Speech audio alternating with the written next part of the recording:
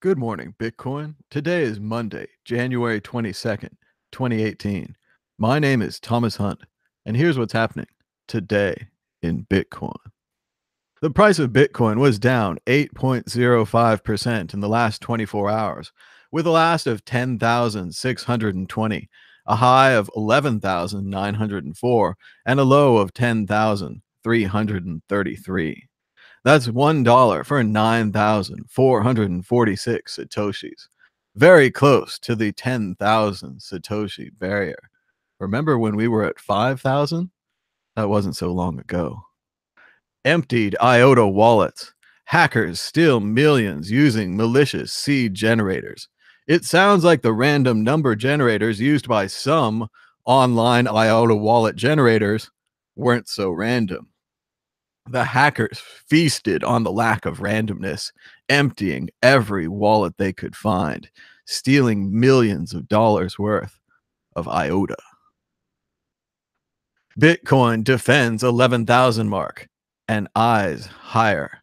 4 hours ago, maybe not so much right now, but we've got great analysis from Omkar Godpool at Coinbase, who says that Bitcoin rallied to 12,500 as expected and extended gains to 13,000 over the weekend, but it failed to cut through the descending trend line resistance. The failure at the trend line hurdle and a drop to below 12,000 levels only adds credence to the downward sloping bearish bias. Will Bitcoin test 8,000 or lower? Or will it go higher? No one knows. But we've got the mainstream media checking in on Bitcoin. Fortune magazine is repeating the good old article that criminals have dropped Bitcoin for other cryptocurrencies. First of all, the problem is the number of criminals in Bitcoin is greatly exaggerated, so it's not a large percentage. The other problem is they write this article every 3 months. I'm not even sure if this one's about Dash or Monero or Zcash or Coin of the Week. There must be something new, though. But it tanks 10%, eyes higher. Nigerians beat Bitcoin scams. It's slumping towards 10,000. There's nothing virtual about Bitcoin's energy appetite. We see the Bitcoin energy FUD article continuing to be very popular, moving into the New York Times. It's kind of like a weather forecast. We see that article moving from small publications to large ones. Could drop as low as $1,000 this year, a Wall Street CIO predicts. I'll bet he's been in Bitcoin a long time. How Bitcoin could change the world, even if it crashes. Now we're talking. Now we're getting smart. Bitcoin's creamed again, and this time there's no place to hide. And more about the electricity, this time from the Cornell Daily Sun. Bitcoin's Lightning Network gets an upgrade and some hands-on testing.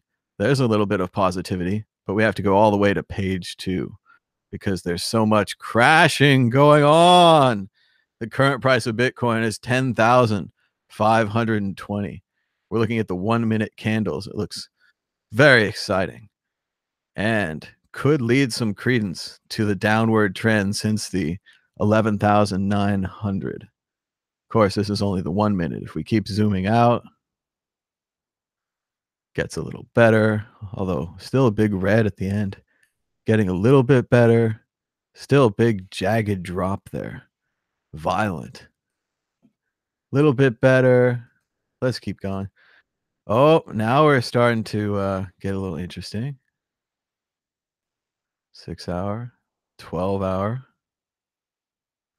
Oh, it's looking like a correction. Still looks up to me. Wow.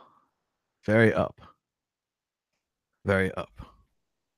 Bitcoin price bubble could last 100 years, says Yale Economist. That's right. 100 years. So it's a bubble, but it'll be more than your lifetime. Unless you live forever, then it's a really good bubble. He says, of course, is kind of a cover his butt scenario for the Yale Economist. He is not willing to predict one way or another whether Bitcoin will be the big game changers, but you can only find out by checking with him again in 100 years. More than half of Russians know about Bitcoin now. This is great news from Bitcoin.com. More than half of Russians have some knowledge about Bitcoin, according to a new study. Awareness is higher among young people and in major cities. 3/4 of the Muscovites feel informed about the leading cryptocurrency, thanks to 885,000 publications in news outlets. Bitcoin is the most popular word in Russian social media, another study shows. Bitcoin laundering is less than 1% of all transactions. Hey! Once again, the criminal and money laundering potentials of Bitcoin are perhaps overblown, at least for now, until the big dollar boys get in charge. First, Bitcoin futures contract expired at $10,900.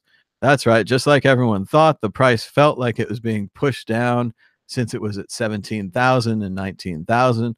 And it may have been pushed down so that they could win all the money on this contract. The CBOE launch was followed just a week after by the CME Group, which offered Bitcoin futures trading on December 18th, 2017. One distinction between the two is that CBOE's contracts represent a single Bitcoin, while CME's are tied to 5 coins. The first batch of CME Bitcoin futures contracts will expire on January 26th. There's a day to mark down. What if that contract expires and the price of Bitcoin goes immediately up, almost as if some invisible hand was holding down the price?